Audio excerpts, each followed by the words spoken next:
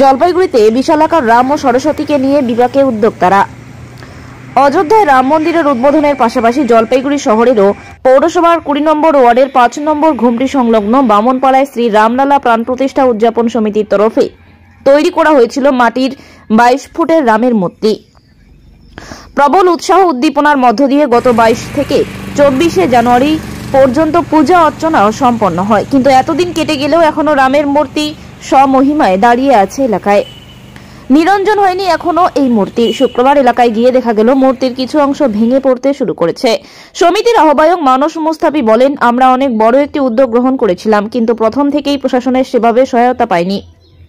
প্রচুর মানুষ মূর্তি দর্শনে হাজির হয়েছিলেন, নিজেদের আয়োজিত করেছিলেন পুজো অর্চনাতেও, কিন্তু দীর্ঘদিন কেটে গেলেও আমরা মূর্তিটি নিরঞ্জন বা বিসর্জন করতে পারছি না।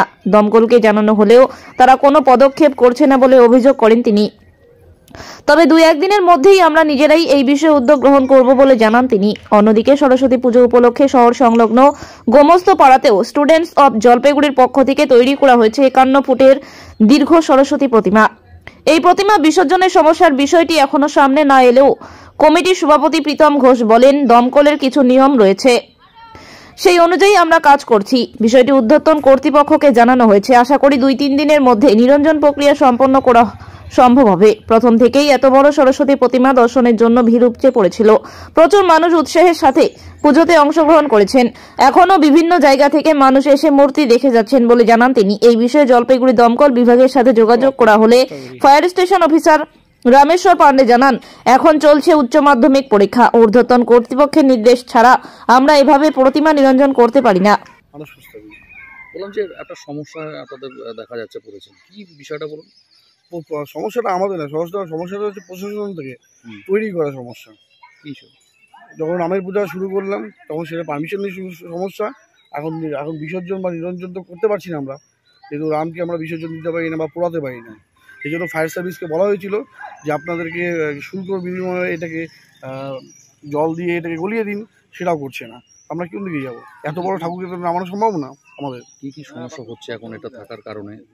থাকার কারণে পা খুলে যাচ্ছে বা ধুতি খুলে যাচ্ছে, এরকম সমস্যা হচ্ছে। আমরা বারবার করে মেল করেছি, রিসিভ করেনি, মেলে কোনো রিপ্লাই করেনি। তারপরে চিঠি করেছি, চিঠি রিসিভ করেনি। বারবার করে বলছি ওরা ফোর্স পাইপ দিয়ে গলিয়ে দিন, গলাচ্ছে না। আচ্ছা, কবে এটা করেছিলেন? কাদের উদ্যোগে এটা করা হয়েছিল? কত ফিট? এটা 22 ফিটে করা হয়েছিল রামলীলা শ্রী রামলালা প্রাণ প্রতিষ্ঠা উদযাপন সমিতির তরফ থেকে। কি উপলক্ষে করেছিলেন এটা? রামের ওই ইয়েতে যে 22 ফিটের মানে রামের যে প্রাণ প্রতিষ্ঠা হয়েছিল অযোধ্যাতে, সেই উপলক্ষে করা হয়েছিল। কবে থেকে কবে এটা অনুষ্ঠানটা হয়েছিল? 22 থেকে 24 তারিখ পর্যন্ত হয়েছিল, জানুয়ারি। এখন এটা বিসর্জন নিরঞ্জন করতে পারছেন না? নিরঞ্জন পারছি না তো, কেমন করে করবে বলুন? এত বড় রামটাকে ফায়ার সার্ভিসে একটা তো ইয়ে আছে, পজিশন আছে, কিছু পয়সা দিলে পারে ওরা গলিয়ে দিয়ে চলে যাবে। তো আপনি চিঠি করার পরও এখনো হচ্ছে না, তো এখন আপনারা কি সিদ্ধান্ত নিলেন? দেখবো, ওয়েট করি কাল পরশুর মধ্যে। না হলে পরে আমরা যেমন করে পারবো সেমন করে করবো, কিছু করার উপায় নেই আর। ঠিক আছে, এই কমিটি কি কমিটির আর কোন নামটা কি কমিটির? শ্রী রামলালা প্রাণ প্রতিষ্ঠা উদযাপন সমিতি। আপনার নাম? আমার নাম মানস মুস্তাফি। এই কমিটির কি আছে দায়িত্ব? কমিটির দায়িত্ব কি দায়িত্ব? আমার প্রীতম ঘোষ, সভাপতি স্টুডেন্ট অফ জলপাইগুড়ি। বললাম যে কি উদ্যোগ নেওয়া হয়েছিল এবার? আপনারা তো জানেন 51 ফিটের একটি সরস্বতী মূর্তি আমরা জলপাইগুড়িতে তৈরি করেছিলাম, জলপাইগুড়ি জেলার কৃষ্টিকে বিশ্বের দরবারে নিয়ে যাওয়ার জন্য। সেই সরস্বতী পুজো শেষ হয়ে গেছে। পুজো যেদিন 14 তারিখে আমাদের শেষ করে দেওয়া হয়েছে, কারণ 16 তারিখ থেকে উচ্চ মাধ্যমিক পরীক্ষা। গভর্নমেন্ট নিয়ম অনুসারে 3 দিন আগের থেকে কোনো রকম সাউন্ড বাজবে না। তাই সরস্বতী পুজোর দিনই আমরা আমাদের প্রতিমা দেখা বন্ধ করে দিয়েছি। এত বড় একটা প্রতিমা এখনো রয়েছে, আপনারা কিভাবে? দেখুন, এত বড় 51 ফিটের প্রতিমা সাধারণভাবে তো আপনি বিসর্জন কোথাও নিয়ে গিয়ে দিতে পারবেন না, বা সরস্বতী ঠাকুরের এভাবে বিসর্জন হয় না, কোনো জায়গায় নিয়ে গিয়েও আপনি রাখতে পারবেন না। তাই ফায়ার ব্রিগেডের সামনে আমাদের কথা হচ্ছে এবং বিভিন্ন আধিকারিকদের সাথে কথা হচ্ছে।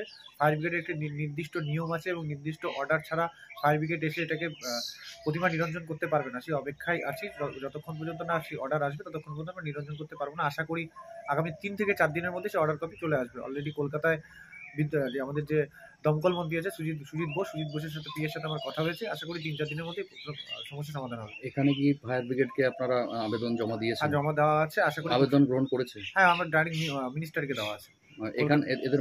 এদের মাধ্যমে ডাইরেক্ট মিনিস্টারকে দেওয়া আছে। এখানকার আধিকারিকরা কি বলেছেন? ওখান দূর থেকে অর্ডার আসলে পরে এটা করবে, এটাই বলেছেন। এখনো পর্যন্ত কোনো ইয়ে পাচ্ছেন না? আশা করি 2 থেকে 3 দিনের মধ্যে চলে আসবে। যা কথা হয়েছে, ভালো রকম কথা হয়েছে, 2 থেকে 3 দিনের মধ্যে আশা করি অর্ডার চলে আসবে। কিন্তু এত বড় যেহেতু 51 ফিটের মাটির মূর্তি, অনেক সময় দেখা যায় যে মাটি অংশ ভেঙে যায় বা পড়ে যায় আস্তে আস্তে, সেটা একটু না, এখনো- দৃষ্টিকটু লাগবে। এখনো পড়েনি কোনো, এখনো মোটামুটি ঠিকই আছে আমাদের মূর্তি ঠিক ঠাকুর। আছে। কাল পরশুদিন পুজো শেষ হয়ে যাওয়ার পরে কালকেও সারাদিন ব্যাপী কিন্তু লোক এসছে।